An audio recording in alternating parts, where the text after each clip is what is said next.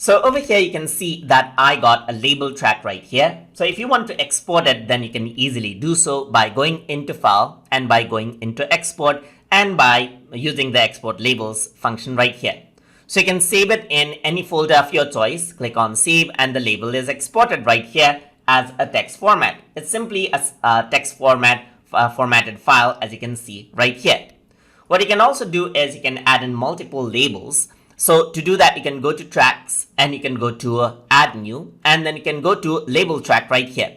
So here, what you can do is you can go around into, let's say, Edit. You can go to Labels, and then you can add label to selection over here as well. So now what you can do is you can export all of them at once. So you can simply go around into Export right here. You can go around into Export Labels right here, and then you can export out the label that you selected. So I'm just going to go around right here, export out this label. So I'm going to export out this label right here. So this is going to be label track 2 right here, and save it out.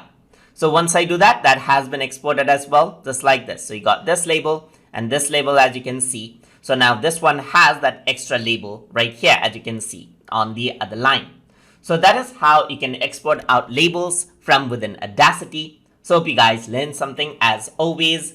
And as always, please like, comment, share, and subscribe.